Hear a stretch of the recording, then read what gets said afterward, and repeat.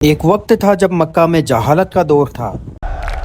ہمارے بت ہی ہماری طاقت ہیں. پھر آئے پروفیٹ محمد صلی اللہ علیہ وسلم. تمہارا رب ایک ہے، جنہوں نے جہالت کو مٹایا اور حج کو مکمل عبادت کا مرکز بنایا.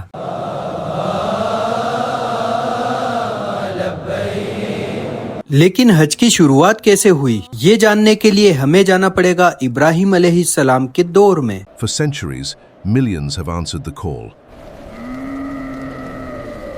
This is the sacred journey of Hajj. سوچئے ایک ایسا ویرانہ جہاں نہ پانی تھا نہ کوئی انسان، اور وہیں سے شروع ہوئی دنیا کی سب سے بڑی عبادت یعنی کہ حج کی کہانی. لبیک اللہم لبیک.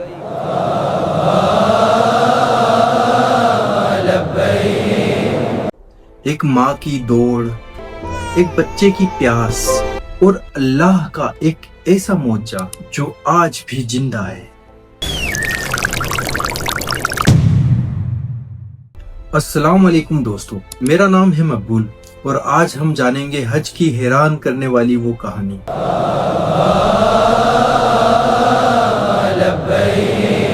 جو شروع ہوتی ہے حضرت ابراہیم علیہ السلام سے. اللہ تعالیٰ نے حضرت ابراہیم علیہ السلام کو حکم دیا کہ اپنی بیوی حضرت حاجرہ رضی اللہ تعالیٰ عنہا اور ان کے چھوٹے بیٹے حضرت اسماعیل علیہ السلام کو ایک سنسان جگہ پر چھوڑ آئے. اللہ کا حکم سب سے بڑا ہے. جہاں نہ پانی تھا نہ انسان، صرف تھا تو بس ریگستان.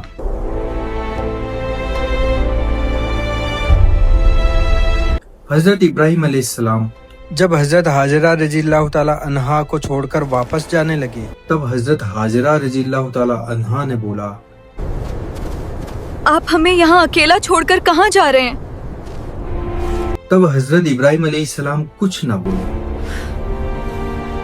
تو حاجرہ رضی اللہ تعالیٰ عنہا پھر بولی، کیا یہ اللہ کا حکم ہے؟ ہاں، یہی اللہ کا حکم ہے. دوستو، یہ وہی پریوار ہے جو اللہ کی رضا حاصل کرنے کے لیے اپنے بیٹے تک کی قربانی دینے کے لیے تیار ہو گئے تھے. جب حضرت حاجرہ رضی اللہ تعالیٰ عنہا نے سنا یہ اللہ کا حکم ہے تو بولنے لگی، اگر یہ اللہ کا حکم ہے تو وہ ہمیں کبھی برباد نہیں کرے گا، وہ ہمیں کبھی تنہا نہیں چھوڑے گا. اور اللہ کی رضا میں راضی ہو گئی. حضرت ابراہیم علیہ السلام نے کچھ کھجوریں اور پانی رکھا اور وہ چلے گئے. کھجوریں ختم ہو گئی، پانی ختم ہو گیا. چپ ہو جا میرے بچے.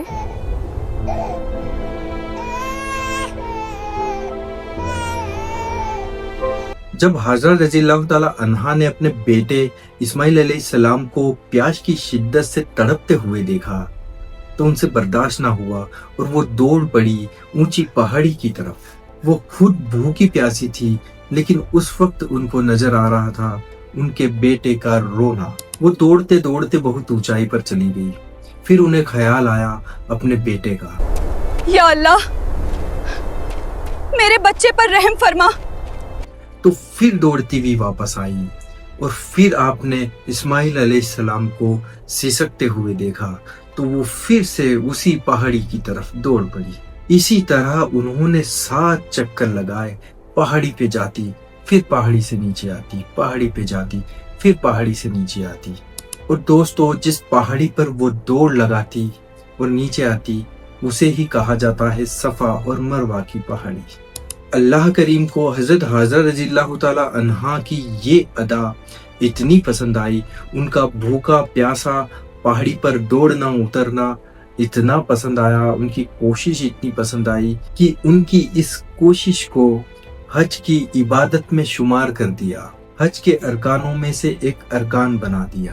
اور قیامت تک حج کے موقع پر حاجیوں کو یہ عمل کرنا لازمی ہو گیا. لبیک اللہم لبیک، لبیک اللہم لبیک. جب 7ویں بار حضرت حاجرہ رضی اللہ تعالیٰ عنہ پہاڑی سے نیچے آئی تو کیا دیکھتی ہے کہ جہاں پر حضرت اسماعیل علیہ السلام لیٹے تھے، اپنی ایڑیاں رگڑ رہے تھے، وہاں سے پانی نکل رہا ہے.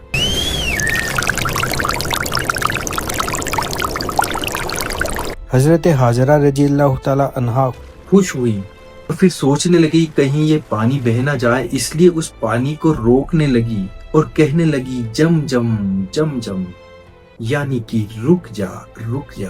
دوستو یہ وہی پانی ہے جسے آب جمجم کہا جاتا ہے۔ بعد میں وہاں کنواں بنایا گیا جو جمجم کا کنواں اور بیر اسماعیل کے نام سے مشہور ہوا۔ آج بھی یہی پانی جمجم کے نام سے پوری دنیا میں جانا جاتا ہے۔ اور جن دو پہاڑوں کے بیچ ایک ماں اپنے بچے کے لیے دوڑی تھی، انہیں آج صفا اور مروہ کہا جاتا ہے۔ پھر کچھ وقت بعد حضرت ابراہیم علیہ السلام واپس آئے۔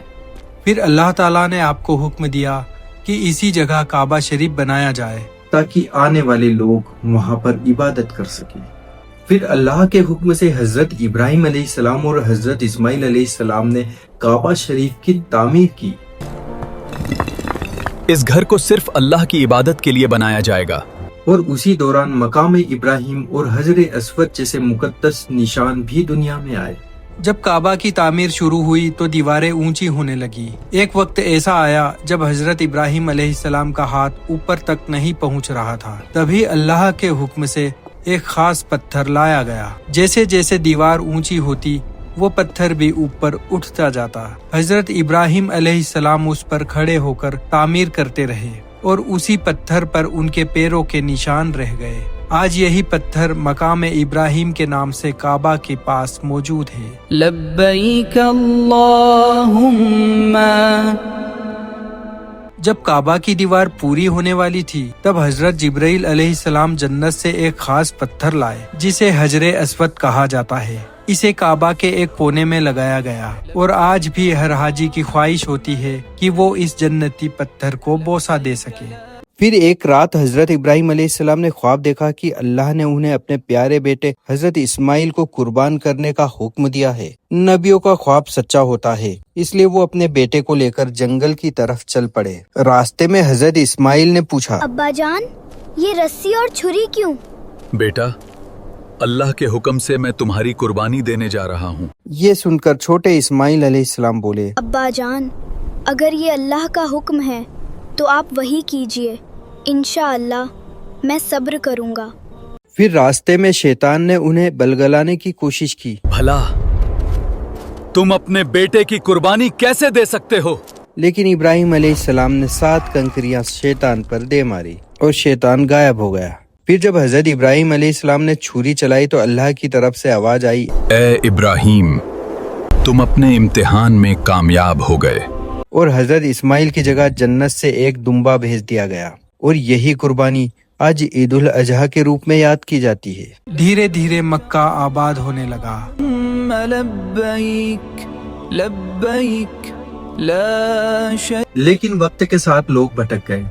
کعبہ کے اندر اور آس پاس 360 بت رکھ دیے گئے اور ہر قبیلے کا اپنا الگ بت تھا۔ ہمارے بت ہی ہماری طاقت ہیں۔ حج عبادت سے زیادہ ایک میلہ بن چکا تھا۔ حج جو عبادت تھی وہ دھیرے دھیرے میلے میں بدل گئی۔ لوگ اللہ کی عبادت کے بجائے دکھاوا کرنے لگے۔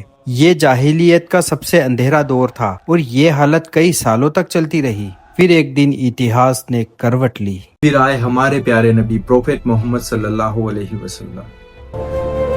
آج مکہ میں پھر سے توحید لوٹ آئی۔